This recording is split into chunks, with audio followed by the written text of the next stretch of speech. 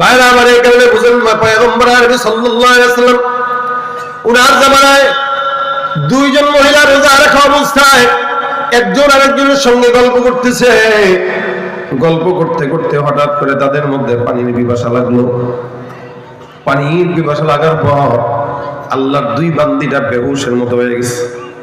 মানুষ তাদেরকে ডাক দিয়া বলতেছে, এদেরকে কি করব রোজাদার, রোজা রাখা অবস্থায় পানিও তো পান করানো যাবে না, কি করা যায়? পয়গম্বর আরবি সাল্লাল্লাহু আলাইহি সাল্লামের কাছে খবর চলে গেল। আল্লাহর নবী ডাক দিয়া বলেন, তাদেরকে আমার কাছে নিয়ে আসো। রাসূল করিম সাল্লাল্লাহু আলাইহি ওয়াসাল্লামের কাছে নিয়ে আসা হলো। দুইজন মহিলাকে আল্লাহর হাবিবের সামনে আনা হলো।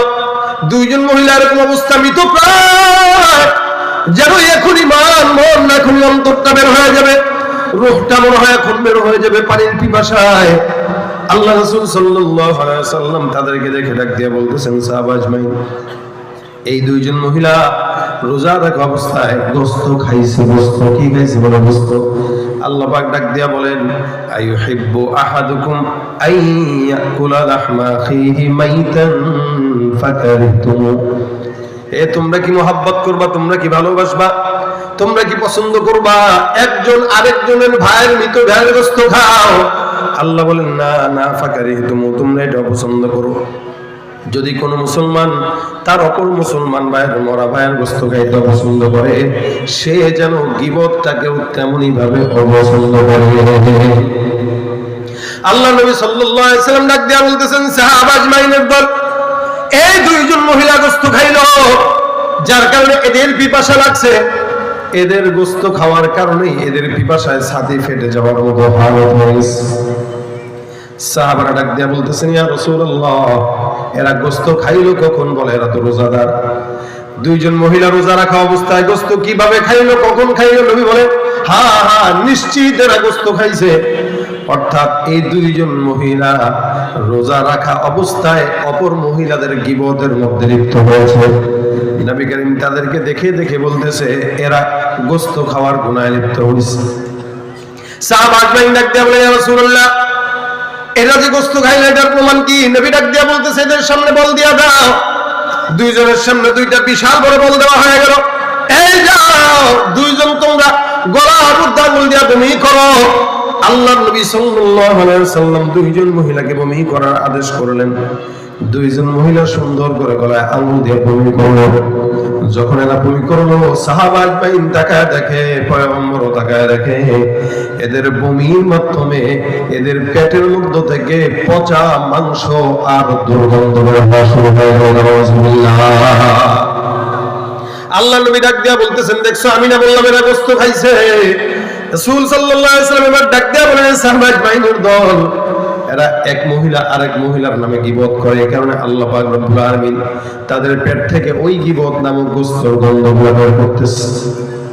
এ মুসলমান, আমরাও নিজেরা যখন এক মুসলমান আরেক মুসলমানের গীবত শিকায়াত করি, আমাদেরও এরকম ভাবে মরা ভাইয়ের গোশত খাওয়ার মতো হালত হয়ে যায়। নবী করিম সাল্লাল্লাহু আলাইহি ওয়াসাল্লাম বলেন, খবরদার, আর কোনোদিন কোন ইমানদার বান্দার গীবত করবা না। কারণ বান্দা যখন গীবত করে তখন নিজেকে অনেক বড় মনে করে, অন্যকে ছোট মনে করে। এই জন্য আল্লাহ পাক ডাক দিয়া বলেন, ইয়া আইয়ুহাল্লাযীনা আমানু লা ইয়াসখার কওমুম মিন কওমিন আসা আইয়াকুনু খায়রাম মিনহুম ওয়ালা নিসাউম মিন নিসাইন আসা আইয়াকুননা খায়রাম মিনহুম ওয়ালা তালমিজু أنفسكم ولا تنابزوا بالألقاب بئس الاسم الفسوق بعد الإيمان। আল্লাহ পাক রব্বুল আলামিন ডাক দিয়া বলে, হে কওমেরা, ঈমানদার, খবরদার, তোমরা একে অপরের খারাপ কথা বলবা না। লা ইয়াসখার কওমুম মিন কওমিন আসা আইয়াকুনু খায়রাম মিনহুম। তোমরা একদল আরেক দলকে খারাপ বলবা না, ছোট করবা না। একদল আরেক দলকে ছোট চোখে দেখবা না, নিচু চোখে দেখবা না। জমিনের মধ্যে আল্লাহ পাকের আদেশ কি বান্দার জন্য পালন করা জরুরি কি জরুরি না? বলেন তো, কথা কয় না? আল্লাহ পাকের আদেশ পালন করা দরকার আছে না নাই? আসেনি? আল্লাহ পাক ডাক দিয়া বলেন, খবরদার, লা ইয়াসখার কওমুম মিন কওম। যেহেতু পুরুষেরা দলে দলে, বিশাল দলে দলে এরা কোন্দল লাগে, এক দল আরেক দলকে ছোট বলে, এক পুরুষ আরেক পুরুষকে ছোট মনে করে। এই কারণে আল্লাহ পাক রব্বুল আলামিন ডাক দিয়া বলেন, খবরদার কাউরে ছোট মনে করবা না। কেন? মনে রাখবেন, টাকার কারণে মানুষ বড়লোক হয় না, সম্পদের কারণে মানুষ ধনী হয় না। বান্দার সম্পদ নাই, টাকা নাই, পয়সা না থাকলেও বান্দা ইমানের কারণে আল্লাহর দরবারে দাম বেশি হয়, ঠিক কিনা?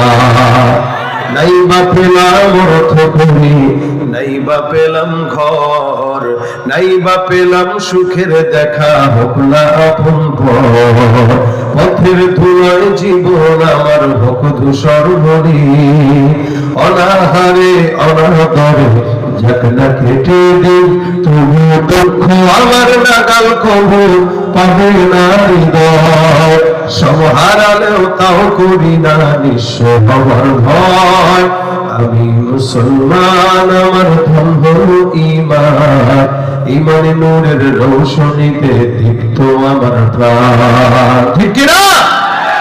ঈমান নামক আল্লাহ পাকের দরবারে কোন বান্দার ভিতরে যদি ঈমান নামক দৌলত থাকে, আর কিছু দরকার আছে?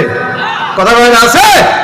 টাকা নাই, সম্পদ নাই, গাড়ি নাই, বাড়ি নাই, এ মুসলমান টেনশনের কারণ নাই।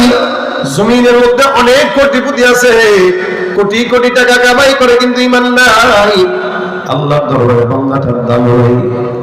মনে রাখবেন, যত বড় টাকাওয়ালা হোক না কেন, এই দেশে যত বড় টাকাওয়ালা তত বড় শয়তান, এই দেশে যত বড় ক্ষমতাওয়ালা তত বড় শয়তান। এই জন্য নবী করিম সাল্লাল্লাহু আলাইহি ওয়াসাল্লাম বলেন, যে বান্দা যত গরীব ওই বান্দা বড় লোকদের 500 বছর আগে জান্নাতে যাবে। সুবহানাল্লাহ। ইনশাআল্লাহ আপনারা যারা এখানে আছেন, খেটে খাওয়া মানুষ, গরীব মিসকিন অসহায়, এদের টেনশনের কারণ নাই, এরা বড় লোকদের আগে জান্নাতে ঢুকে বসে থাকবে। কারণ বড় লোকরা যার যত বেশি টাকা, ওই বান্দা তত বেশি চুরি করে টাকা কামাই করে, ঠিক কিনা? চুরি না করলে দেশে বড় লোক হওয়া যায় না, এটা মনে রাখবেন।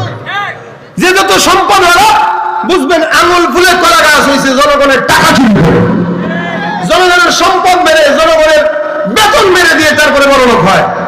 গরিবরা ভাত না পাইলেও কোনদিন কারো হক মারার মতো গুনাহ এদের থাকে না, কারণ এরা তো গরিবই, এরা হক মারলে তো বড় লোকই হয়ে যেত।